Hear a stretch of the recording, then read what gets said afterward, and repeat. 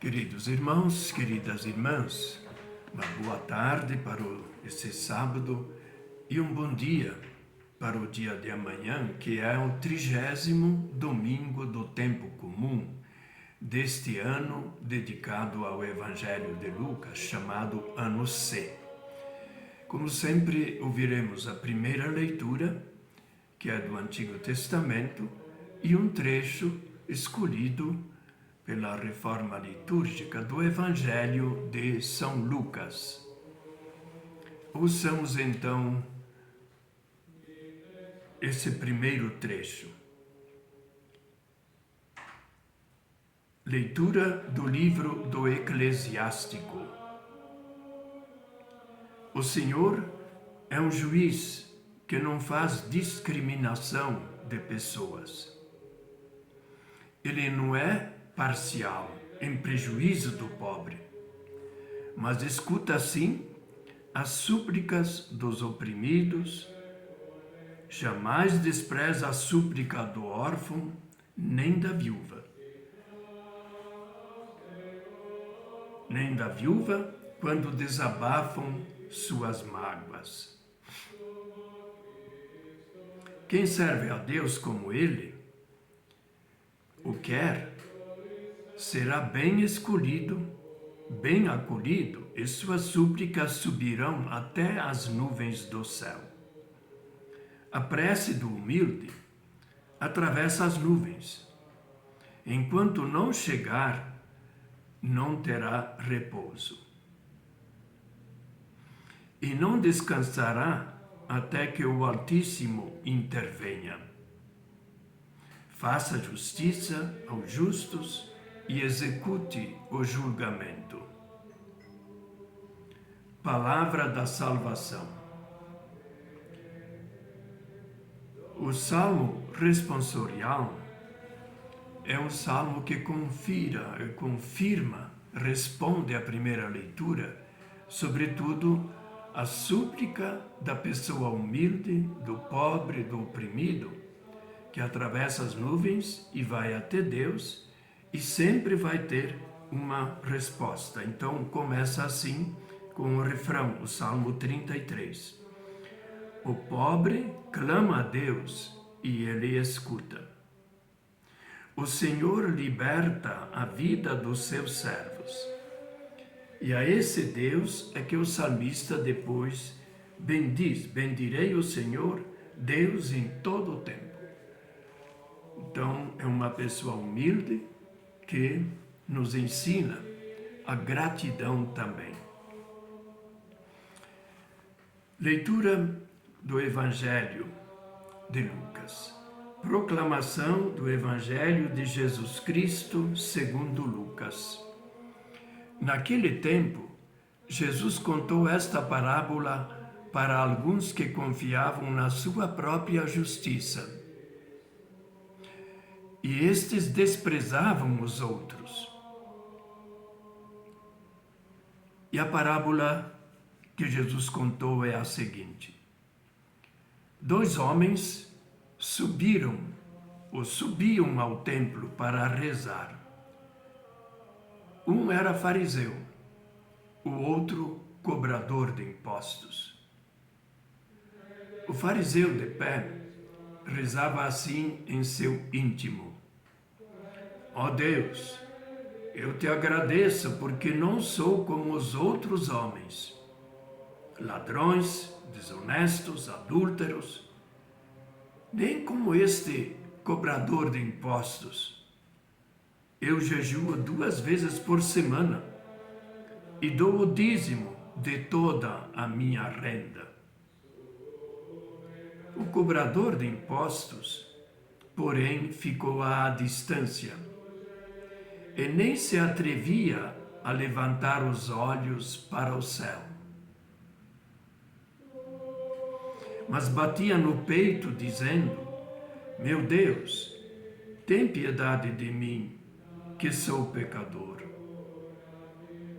Eu vos digo, este último voltou para casa justificado, o outro não.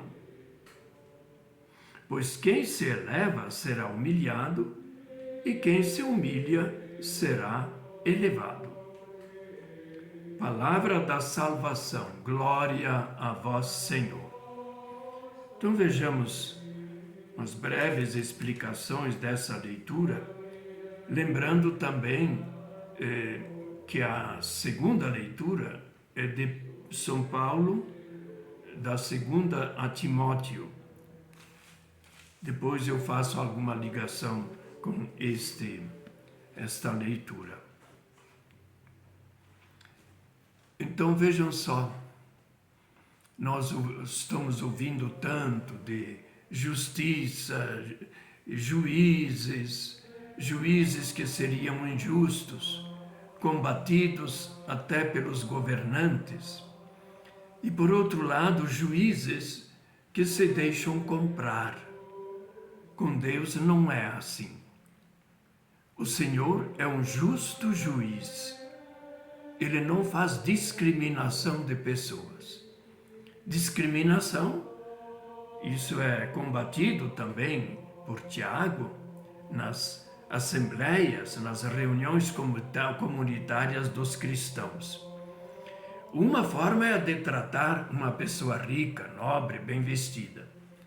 E outra, então, aquele humilde, não está com uma roupa tão bonita assim, a melhor que ele tem, e às vezes não está bem calçado, mas Deus não faz discriminação. Porque a justiça, como nós temos experiência hoje em dia, ela também pode ser deturpada, às vezes pelas esmolas, ou doações grandes, é possível até comprar um juiz desonesto. Então, além disso, vejam só, nunca dá uma sentença em prejuízo dos pobres. Os pobres na Bíblia, no Antigo Testamento e também no Novo, eles são as pessoas para as quais Deus mais olha com carinho, porque são as pessoas desprotegidas. Como Deus ama todas as pessoas, independente se são ricas ou os pobres são aqueles que mais necessitam. Assim como uma mãe ou os pais cuidam de uma criança adoentada, enquanto outras estejam boas, cuida com mais atenção, assim é Deus também. Isso já esse livro do Antigo Testamento nos ensina. E então, uma outra coisa, na Bíblia está escrito, desde lá do Êxodo, o povo hebreu, descendentes da tribo de Jacó, no Egito, estava sendo oprimido.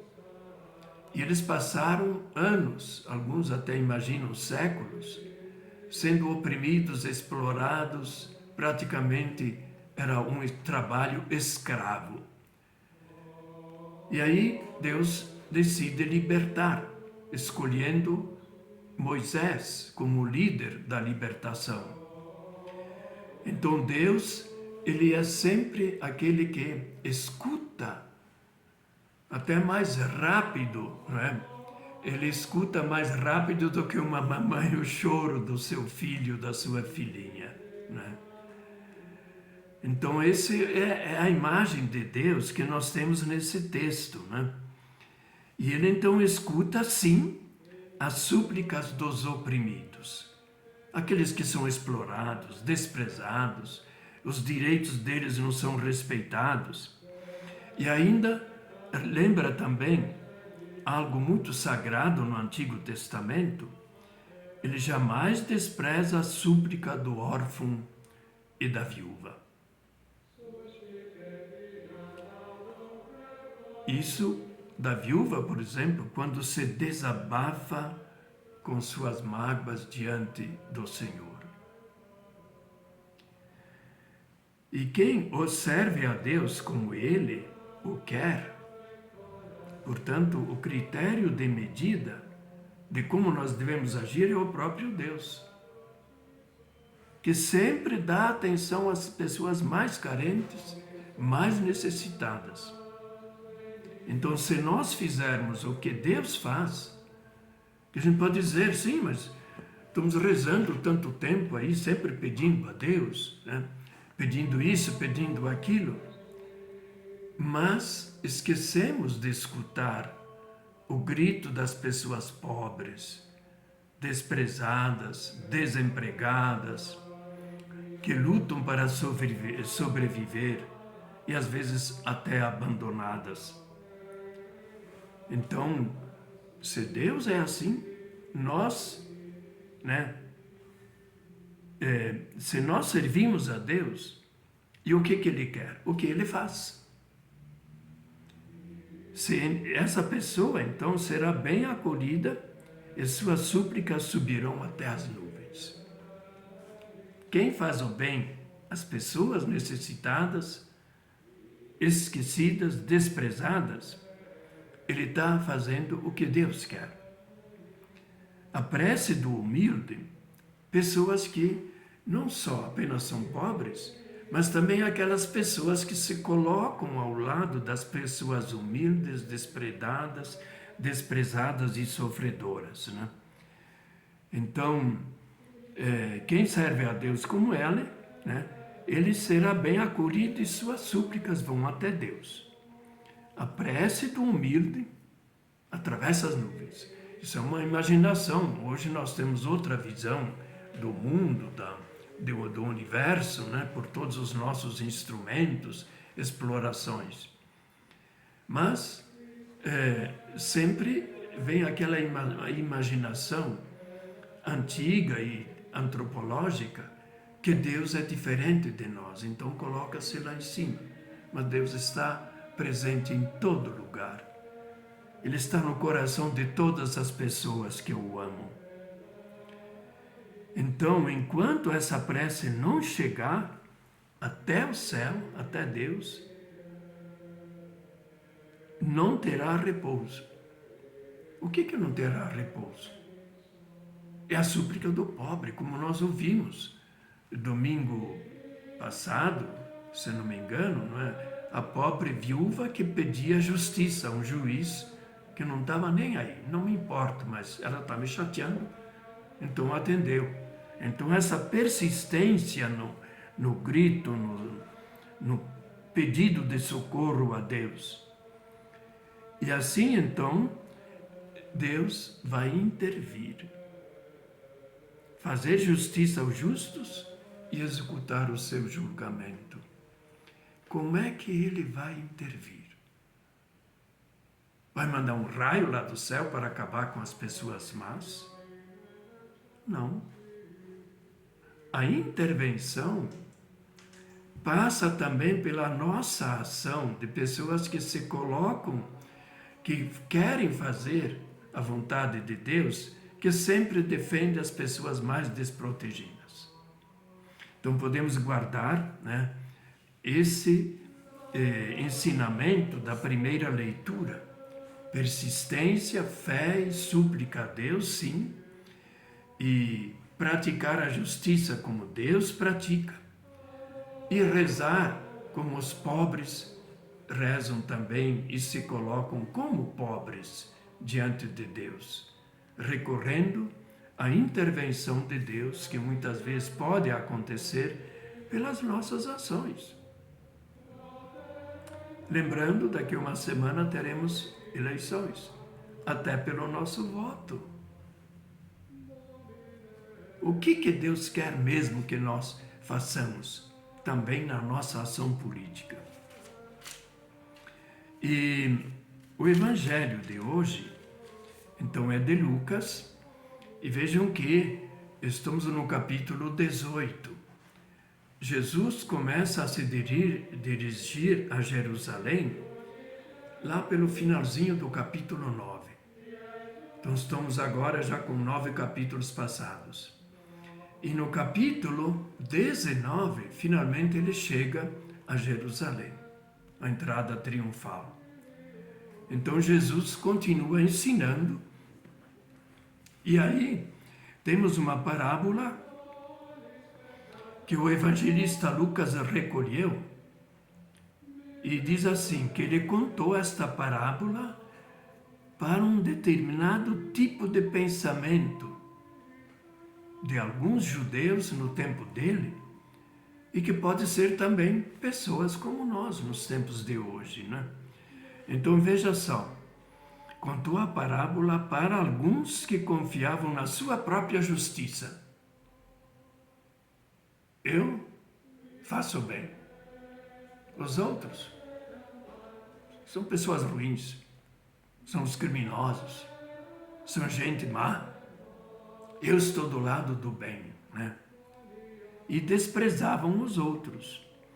Ele conta então, logo pela parábola, dois homens subiam ao templo. É que estão indo a Jerusalém.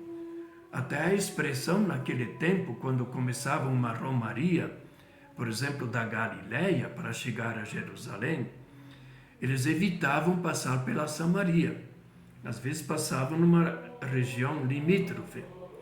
Então eles desciam da Galileia, lá está uns 500 metros de altura, a parte mais alta da Galileia, até mais, né? E desciam para um vale e desciam até ao mar da Galileia. Esse mar já está a 200 metros abaixo do nível do mar Mediterrâneo. E então eles continuavam pelo vale até Jericó, descendo sempre, cada vez mais. O rio também desce, o rio Jordão, até o Mar Morto. E lá no Mar Morto nós já estamos a 420, hoje até 450 abaixo do nível do Mar Mediterrâneo. E Jerusalém fica nas montanhas, a cerca de entre 800 e 850 metros de altura. Então quando se dizia vamos a Jerusalém, diziam vamos subir a Jerusalém. Que no final tinham que enfrentar essa subida, né? Então aí os dois subiam ao templo. Jesus e os discípulos e o povo também estavam indo ao templo. O templo é a casa de Deus, né? A casa de oração. Então, aí os dois chegam. Um representando aqueles que se acham os melhores, desprezam os outros, um fariseu. E outro, um cobrador de impostos, desprezado, porque ele fazia o serviço sujo, entre aspas, que era a vida dele, cobrar o imposto, e ele entregava esse imposto a um chefe de cobradores de impostos, e esses tinham que repassar às autoridades do templo. E as autoridades do templo entregavam para os administradores do império. Então cada um tirava a sua comissão. A menor comissão era sempre de quem fazia o serviço sujo. Então a tentação era cobrar mais, por isso que era desprezado. Mas os verdadeiros exploradores estavam lá por cima. Então esse era desprezado pelo povo, até às vezes odiado, né? E sobretudo pelos fariseus. Então vejam a atitude do primeiro. O fariseu, ele se apresenta bem na frente lá do altar. E ele se dirige a Deus, ó Deus. Não tem nada de humildade. É um Deus distante. Mas eu estou aqui presente, olha, sou uma pessoa de bem, né? Estou aqui como uma pessoa justa. Eles se consideravam justos e desprezavam os outros, né? E os outros desprezados quem são? Outros homens, ladrões, desonestos, adúlteros e esse cobrador de impostos, né? Então, com desprezo. E outra coisa, o jejum, havia um grande dia de jejum, que é Yom Kippur, o dia da purificação. E havia também um dia em que se podia jejuar, etc. Mas ele aqui fazia mais do que o necessário. Jejua 2 vezes por semana.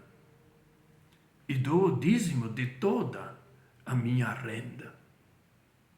pobres eles não eram, mas o dízimo, 10%.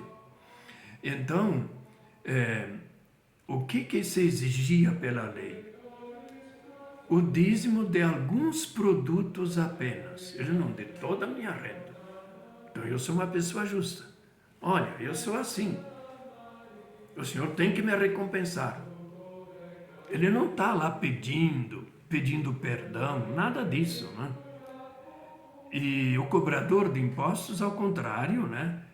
Ficou lá no fundo, longe do altar, à distância, de olhos baixos, encurvado, sentado sobre os joelhos, como fazem hoje os muçulmanos em oração, né?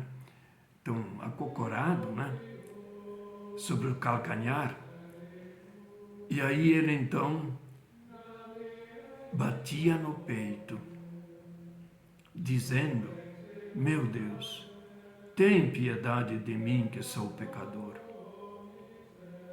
Ele é considerado pecador e, por outro lado, ele tem consciência que deve ter tirado mais do que é necessário para a sua sobrevivência dos contribuintes. E aí Jesus dá a sentença, né? O justo não é justificado. Quem volta para casa, justificado por Deus, o Deus segundo a visão de Jesus Cristo, né? É aquele pecador, porque pede perdão humildemente, e o outro não. E aí uma sentença final de Jesus: eu vos digo, este último voltou para casa justificado, o outro não. Pois quem se eleva será humilhado, e quem se humilha será elevado. Lembramos logo do Evangelho de Lucas, que tem o Cântico de Maria, o Magnificat, que ela exalta a Deus, que derruba os poderosos, os orgulhosos de seus tronos e exalta os humildes. Ela foi escolhida como a mãe do Senhor. Então é evidente, né? Essas duas leituras já nos mostram, tanto no Antigo Testamento, como Deus aparece, né? Deus aparece como alguém que olha e faz o bem para todas as pessoas. Ele não é injusto, mas ele olha com carinho as pessoas esquecidas, desprezadas e muitas vezes não tem a quem apelar senão ao próprio Deus. E o Evangelho, então, né, novamente, essa atitude, quando Lucas escreve e diz assim, contou esta parábola para alguns que confiavam na própria justiça, ele já estava pensando nas próprias comunidades cristãs, né? Também. Claro que o judaísmo, quando Lucas escreve, lá depois do ano 70, os cristãos já estavam separados, né, dos judeus. E quem controlava o culto, a religião judaica, então, eram os do partido fariseu, que não são distantes de Jesus. Eles são zelantes, observantes, mas eles se acham, né? Não são humildes. Então, acho, amanhã, quando estivermos, ou hoje, participando da Eucaristia, a gente sempre inicia a Santa Missa pedindo perdão. Então, olhemos aquele momento de silêncio para dentro de nós mesmos. As nossas culpas, as nossas omissões, os nossos pecados, as falhas nossas. E disso nós pedimos perdão. Que Deus nos dê uma ótima celebração no dia de amanhã e a todos nós abençoe em nossas famílias. Que assim seja.